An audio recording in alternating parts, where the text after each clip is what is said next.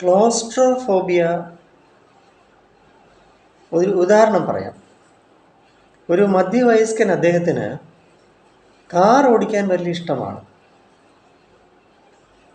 അങ്ങനെ ഇദ്ദേഹത്തിൻ്റെ car ഓടിപ്പ്, car ഓടിക്കാനുള്ള ഇഷ്ടം, കാറിനോടുള്ള ക്രേസ് ഇവരുടെ വീട്ടിലുള്ളവരും ബന്ധുക്കൾക്കൊക്കെ അവരുടെ ഇടയിലൊക്കെ പ്രസിദ്ധി ആർജിച്ചു, ഇങ്ങരുടെ ഈ കാറിനോടുള്ള ഭ്രമം.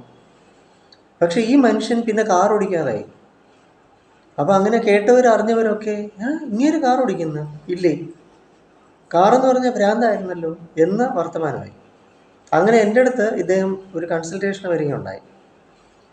അങ്ങനെ ഞാൻ കണ്ടെത്തിയപ്പോൾ ഇദ്ദേഹം കാർ എന്തുകൊണ്ട് ഓടിക്കുന്നില്ല എന്ന് വെച്ച് കഴിഞ്ഞാൽ, ഇദ്ദേഹത്തിന് വണ്ടിക്കകത്തിരുന്ന് കഴിഞ്ഞാൽ ഡോറ് തുറക്കാൻ പറ്റാതെ ആയി പോകുമോ, കാറിനകത്ത് അകപ്പെട്ടു പോകുമോ എന്നുള്ള പേടിയായി. അപ്പം ഇങ്ങനെ പിന്നെ ഉണ്ടായെന്ന് വെച്ചാൽ സ്വന്തമായിട്ട് കാർ ഓടിക്കുന്നില്ല എന്ന് മാത്രമല്ല, മറ്റൊരാൾ ഓടിച്ചാൽ ഇങ്ങനെ കാറിൻ്റെ അകത്ത് സൈഡിൽ ഇരിക്കുന്ന അവസ്ഥയും കൂടി ഇല്ലാതെയായി. അത്രയ്ക്കും പേടിയായി. ഇതിനെ ക്ലോസ്ട്രോഫോബിയ എന്നാണ് പറയുക, ഒരു എക്സാമ്പിൾ. അങ്ങനെ എന്തായാലും തുടർന്നുള്ള ഇദ്ദേഹത്തിൻ്റെ സെഷൻസിൽ എനിക്ക് മനസ്സിലായത് ഒരു കാരണമാണ്, ഇദ്ദേഹത്തിനുണ്ടായ ഒരു കുറ്റബോധം. ഇദ്ദേഹത്തിൻ്റെ ജീവിതത്തിൽ ചില പിടിപ്പുകേട് കൊണ്ട് ഒരുപാട് സാമ്പത്തിക നഷ്ടമൊക്കെ ഉണ്ടായപ്പോൾ ഇദ്ദേഹത്തിന് ഒരുപാട് കുറ്റബോധം മനസ്സിലുണ്ടായി.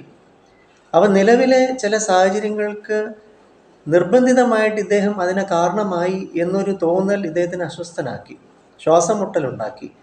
അപ്പം അദ്ദേഹത്തിൻ്റെ ഈ ഒരു സെൽഫ് കോൺഫിഡൻസ് ഉണ്ടല്ലോ, ആത്മവിശ്വാസം, തൻ്റെ ആത്മാവിനുള്ള ആത്മവിശ്വാസം നഷ്ടമായി. അതായിരുന്നു ഈ മനുഷ്യൽ ഞാൻ കാണുകയും അദ്ദേഹത്തിൻ്റെ ഈ ഭയം, ഈ ഉത്കണ്ഠ, ഇത് ആങ്സൈറ്റി ഡിസോർഡർ കൂടിയാണ് ക്ലോസ്ട്രോഫോബിയ. അതില്ലാതെ ആക്കിയപ്പോൾ ഇദ്ദേഹം അടുത്ത ദിവസം എന്നെ കാണാൻ വന്നത് അദ്ദേഹം തന്നെ കാറോടിച്ച് എന്നെ വന്ന് കാണുന്ന ഒരു അവസ്ഥയിലേക്ക് അദ്ദേഹം മാറി. അത്രയ്ക്കും ഗുണം ചെയ്തു ക്ലോസ്ട്രോഫോബിയ. ഈ അടഞ്ഞ സ്ഥലം, ഇപ്പോൾ ലിഫ്റ്റ്, ചിലർ ഈവൻ എസ്കലേറ്ററിൽ കയറാൻ പേടിക്കുന്നു, അത് മറ്റൊരു പേടിയാണ്, ഫിയർ ഓഫ് ഹൈറ്റ്, അങ്ങനെയൊക്കെ വരും. എന്തായാലും അടഞ്ഞ സ്ഥലങ്ങൾ, ഇടുങ്ങിയ സ്ഥലങ്ങളൊക്കെ ഭയം കൊണ്ട് നടക്കുന്ന ഒരുപാട് ആൾക്കാരുണ്ട്.